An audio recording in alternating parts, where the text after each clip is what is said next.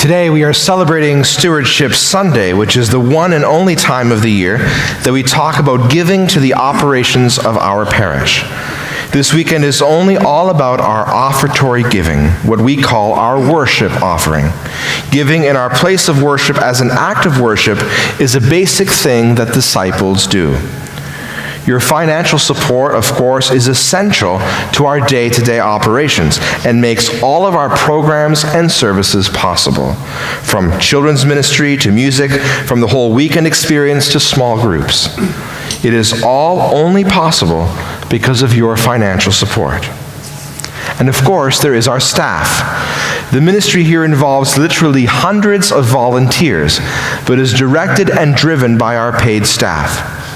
Here's something else you need to know about our staff. They don't work here for the money. They could likely be making more working somewhere else. They have come to work here because of their commitment to our mission and our vision. Our staff have families for whom they need to provide. And when I cross paths with our staff's families, it freshly reminds me of the importance of continuing to improve staff salaries. When it comes to the finances of this church, as pastor, my number one priority after a balanced budget is staff salaries. One of the ways this church can be a groundbreaking church is to actually pay our staff competitive living wages. By the way, if you want to know more about our finances, you can pick up a copy of our annual stewardship report at any of the doors as you leave church today. Also, a more detailed breakdown, like nooks and crannies, if you will, are available on our website. Just go to stalphonsus.net, click Giving, and then click Accountability. Our Finance Committee has worked tirelessly to report on last year's budget and to present an overview of this upcoming year. It is our annual effort to be entirely transparent when it comes to our finances. We have absolutely nothing to hide. As a part of this year's stewardship campaign, we're encouraging everyone to take 3 steps: to evaluate, to pray, and to commit. So the first step is to evaluate your giving. Evaluate your giving in terms of what percentage you are giving back to God in light of the biblical standard of tithing, 10%. Evaluate your income so you can know the percentage you are currently giving back to God. And then to pray. Pray about what God is calling you to give in the year ahead. We all grow in incremental steps, right? The step we're asking you today is to take, this year is to pray about giving 1% more back to God in the year ahead, here in your local church. And the next step is to commit. Commit by submitting your stewardship card as an outline of your plan to give in the year ahead. See, we grow spiritually as we make commitments. Commitments are a promise to do our part when it comes to spiritual growth. And we want absolutely everyone in our church to be growing spiritually. So we're inviting each and every family, each and every one of you, to make that commitment to giving to the work of the local church in the year ahead. And that is why we ask you to make a commitment on the card. I also want to mention our e-giving program. See, electronic giving is the simplest, easiest, and most effective way to give at St. Alphonsus Liguori, and really the most helpful way for our church to receive your gift. See, as a busy dad with a number of kids and multiple bill payments that I have to juggle, I know it really makes it that much easier for me to prioritize when I give in this way. And so as a church, we as a church have a unique mission of bringing this message of grace to the world. No one else in our community has this mission. And this message and reception of God's grace that has the power to change lives. And this is why we're asking you to commit to this church. It's because of life change. And here's just a few stories that people have shared with us. I find it extremely fitting when I come into the church for Mass, and up on the screen I see "Welcome Home," because a home is what I found at St. Alphonsus. the peace of weekday Mass, the energy of the youth at Switch and Impact, the music we play for Mass on Saturdays, it all has come to mean so much to me. The St. Alphonsus community has helped me grow as a Christian by not only bringing me closer to Jesus, but by providing platforms to help me reflect upon myself and share my gifts. Being a parishioner at St. Alphonsus Liguori fills me with an immense feeling of joy. As a father of two, I'm proud to show my kids, bringing them to Mass at St. Alphonsus, just how enlightening the experience of belonging to this parish is for me, their father. It most definitely rubs off on them. If for some reason I don't make it to Mass, I do not at all feel complete that week. The love between the Father and the Son caused a wholly unique person in the Trinity to emerge, so it was no surprise to us that a parish with such focus on community carries with it a completely unique character. More than a liturgical stopover, St. Alphonsus feels like a place that has readied itself to meet every Christian wherever they are. Seldom have I attended a Catholic church that is so outward-facing. Newcomers are acknowledged and welcomed, and parishioners are reminded of their mission to bring charity past the exit of the church, even to the parking lot. After a significant absence of having any faith experience, I was nervous to go back to church. One of my grandchildren's baptisms happening here was a good chance to test the waters. That's what I thought. Father Jerry gave a message that day that I'll never forget. It was like he was speaking directly to me. Ever since, I've been a devoted and happy parishioner. 4 years ago, we were looking for a church to call home, one that would provide us with spiritual guidance, encouragement, and a sense of community. We are blessed to have been led to St. Alphonsus. 2 years after attending St. Alphonsus, I attended Vantage Point and was brought into the church fully through confirmation. Now it seems like the grace is spreading into our family. As a year later, one of our sons attended Vantage Point and was confirmed as well, and now we have another one of our sons starting the program as well. Our church continues to encourage us spiritually and benefit our entire family. And this next one is kind of a personal favorite of mine.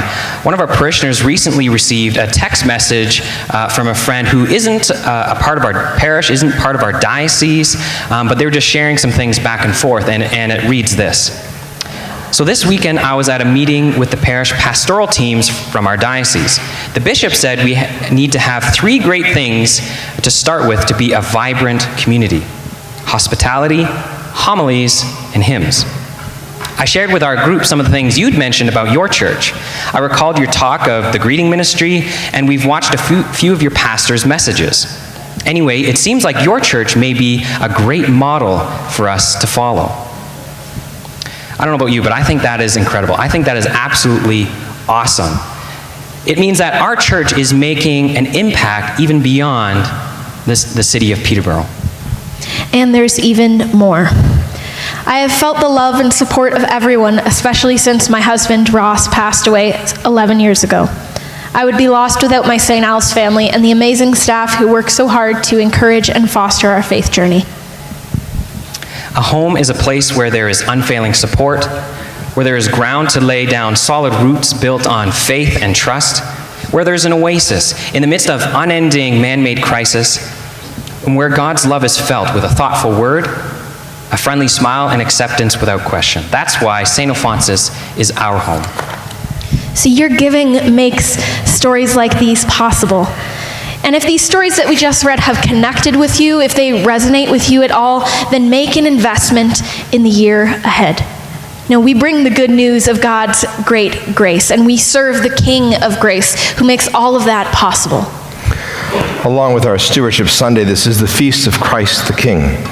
As part of the feast, we read from St. Luke's Gospel about the crucifixion of Jesus, because it is there that he is proclaimed as king. Throughout his life, the crowds wanted to make Jesus a king, but he refused a crown of gold and instead would only accept a crown of thorns. It's only on the cross where he lays down his life as his ultimate act of service, of humility, that he allows himself to be called a king. On the cross, the religious leaders make fun of him. The soldiers mock him.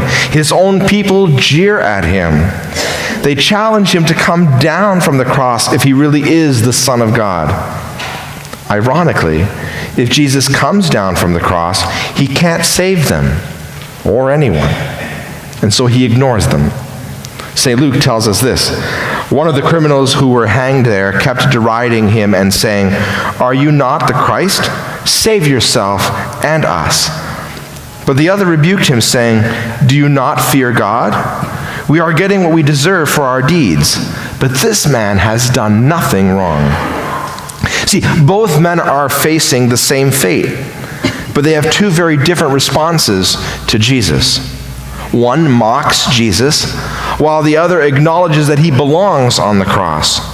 Typically, that second person is called the good thief, but there's really not much good about him. Luke calls him a criminal, not a slave or a rebel. The Romans didn't usually crucify criminals. They would force them into slave labor, usually to row the Roman warships.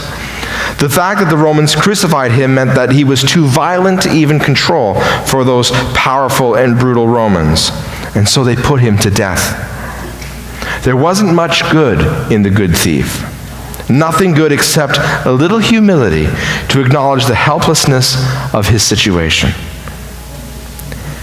And here he faces many of the fears that we've discussed throughout this past series. He has lost all stability in his life. He's nearing and approaching his death. He has been rejected by humanity, and he is not deemed worthy to live. And far worse is that he faces rejection from God for his many, many sins. And now, nearing his death, he says to Jesus, "Jesus, remember me when you come into your kingdom." See, the good thief recognizes that he's about to die, and so he throws out a last-ditch effort. If entering Christ's kingdom depended on his goodness, then the good thief couldn't stand a chance. His prayer was in vain and is totally worthless. All he had to offer were the last few minutes of suffering before he died. He couldn't do anything for Jesus. All he could do was ask for mercy. But Jesus did answer him. He answered him even though it meant more suffering for him. Every breath he took from the cross brought excruciating pain, as he had to push and pull on nail-pierced extremities just to take a breath. Jesus suffers even more pain so he can say to the criminal, "Today, you will be with me in paradise." Maybe you've heard that before, but maybe slow down and understand what's happening. A man whose whole life had been spent robbing from others, beating others, and had been a curse to others. At the last minute is told he gets to enter into God's kingdom, the place of paradise. Maybe you don't think that's fair. Why should this guy just send up a simple prayer and then be told that he will be in paradise? That's not fair. And you're right. It's not fair. It's better than fair. It's grace. If fair means I get what I deserve, what I really deserve, I don't want fair. This is the lavishness of grace. We don't get into a relationship with God. We don't get into heaven based on our efforts, but through Jesus' work on the cross. Jesus is the King of grace.